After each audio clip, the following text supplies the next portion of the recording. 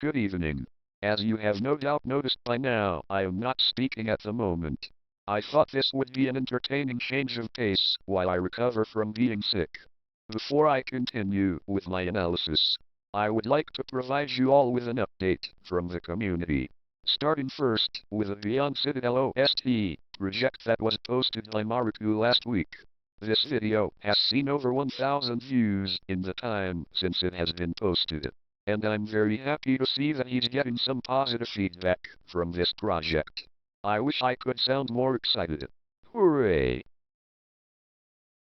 Second, a few community members and I have created a series of fan fiction works that are now available for reading on Archive of our own. Trust me, I already know what you're going to say. Frankly, it was difficult not to provide a personal touch to something that has left such a profound impact on the Citadel community. It was also a fun exercise to stretch my creative muscles while writing the story, 5 Crowns, which you can also find on 803. Third, for those of you who use Koikatsu, Sigrun Eterna has provided a model of Sister Chloe. I know there are plenty of goons out there, desperately looking for something new, so there it is. You can now click off this video and go sicko mode. 4. As you can no doubt tell, I am using Microsoft Sam in the vintage setting of adult male number 1. I have come down with a cold that makes it painful to speak. As a result, I will be using this voice to make this video.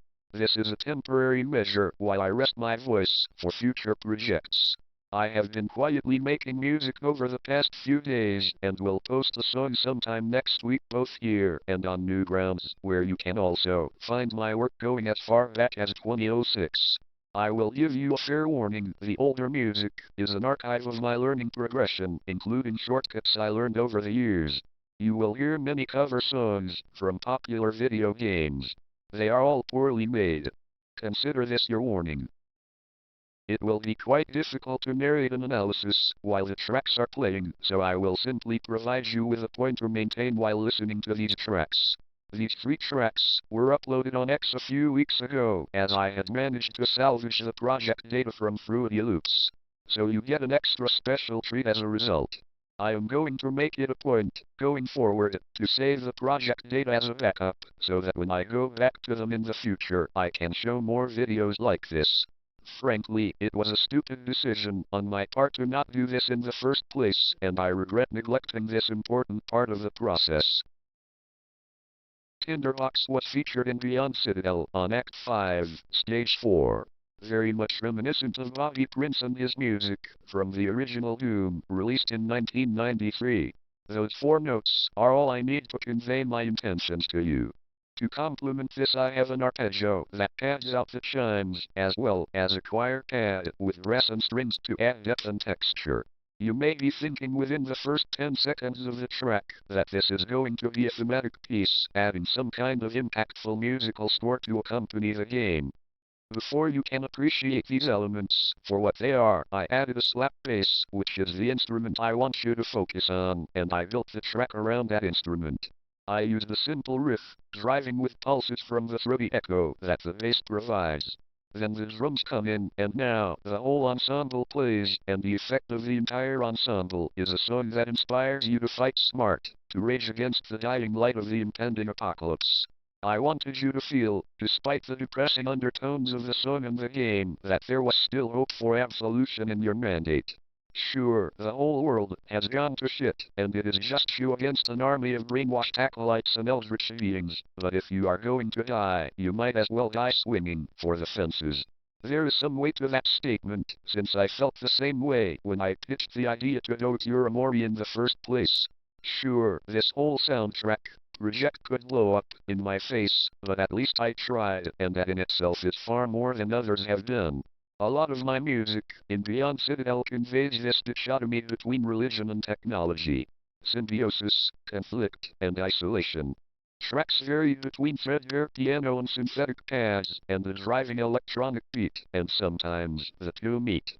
I think this happened because I am a person who is both in love with and repulsed by the concept of technological enhancement and progress, not just in media, but in our living world. 10 years ago, you could have never imagined a program that could break down a music track into all its components of data, provide detailed analysis and at the same time, provide a human context and understanding to what you were listening to. We never would have imagined having conversations with a computer-generated companion, or having a computer create music with only a few keywords, or draw a picture using a prompt and relying on a plethora of questionably attained source material. This is repulsing. This is amazing. This is the world we live in. Beyond Citadel seems like the endpoint of all that progress. The zenith of mankind died a long time ago, and along with it, a benign facade of what lies beyond. I think that in itself scares me for what the future has in store.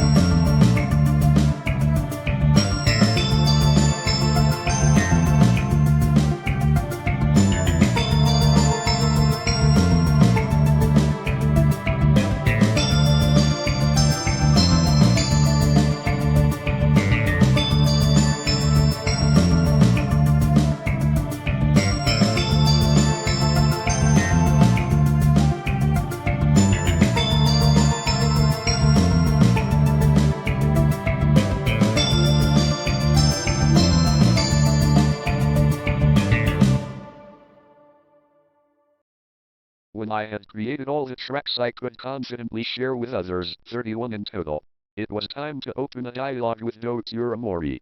Now, when you are advertising yourself, there are plenty of ways to go about it. Being a generally weird person, I saw a post of them playtesting a level. I quickly took that video and added my music, before reposting it and mentioning them directly. So, in less than 30 seconds, I went ahead and took my shot. This is not something you should do in a professional environment. It does not work for everyone. But for some reason, they took an interest. And we had a conversation. Dr. Amori said they were not looking into music at that moment, but they were curious. I accepted this and let them do their work. It was probably a simple exchange of about 5 messages. Well, I said I had accepted it, but the artist side of me languished in the answer, but I kept that inside. It was far more magnanimous to hold my tongue and continue my work with diligence, which I did faithfully. I treated their answer like a promise to a sweetheart. A pregnant question with no real answer. Only the action or inaction of the other party would bear fruit to the doubts and questions that grew in my mind in that time frame. I genuinely believe that desperation of no definite answer led to the manic creativity that created apotheosis in code. Apotheosis in code was an interesting concept, and it was a concept derived from the character designs from the Citadel. With Dotira Mori engrossed in the production of Beyond Citadel and with our dealings concluded, I decided to take the anxiety and condense it into something meaningful. In a sense, Beyond Citadel is the apotheosis by which I encoded my soundtrack, aspiring to something greater while all the while fearful of what may not come to pass.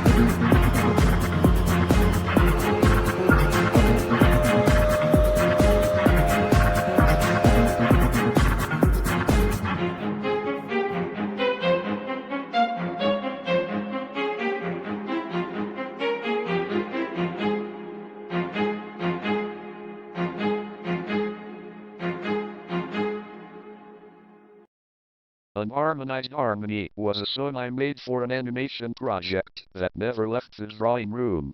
The artist who had contacted me had requested I make something for them, which led to this track. By the time it was completed, the artist had moved on to something else. It then languished in storage until I dug it back up and repurposed it. The original version was purely piano, but I quickly rearranged parts and added synthetic instruments in order to create a vision of someone on the verge of psychosis, who may be suffering from the darkness around them, and in turn, it poisoned their mind. In either case, after making this iteration of the song, I put it into rotation. There are several tracks in both the concept album and Apotheosis in Code that were products of failed art projects for other people. This is not to their detriment, however. Without the input and insight of the artists, I could have never created tracks like that. There is a hint of solace in that fact. The next track does not appear in Beyond Citadel. This track has the distinction of being shown before some of the others in the OST. Extractor was a product of streamlining my music process to its most base form, relying purely on synthetic samples and patterns, with minor variations. It exists solely as a result of my laziness. Perhaps to the benefit of others. I don't claim to be a great musician, just a guy that makes music, who has always enjoyed the original golden age of electronic dance music, and Extractor was a homage to that. I'm not surprised it did not end up in Beyond Citadel. It is far too upbeat and energetic to belong in a world like that. It should be playing in a racing game of some sort, and that's the main reason why Apotheosis encoded some of my weaker work, I believe. The mania that went into creating those extra 19 tracks did not provide much value in the products created. They are musical and they are impactful. But they also denote a desperation that I do not wish to emulate again.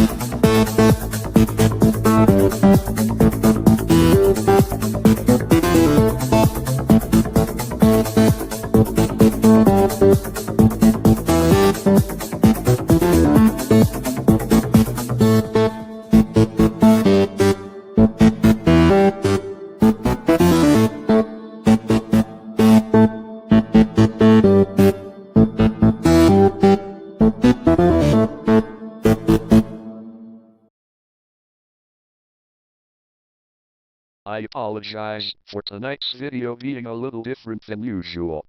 It would be a far more personal affair if I could speak to you all with my own voice, but I'm going to take care of myself first.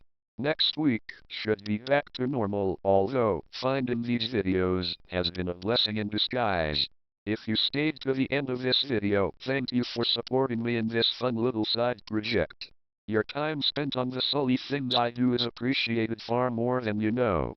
I hope that you will share this with people who are interested in learning more about the music of Beyond Citadel, the art of music creation, or just someone who wants to have me in the background. You can find links to Beyond Citadel on Steam, Apotheosis Code on Bandcamp, the Beyond Citadel OST by Maruku, a link to fanfictions on Archive of Our Own, and my page on X. Thank you once again for your time, and I will see you all later.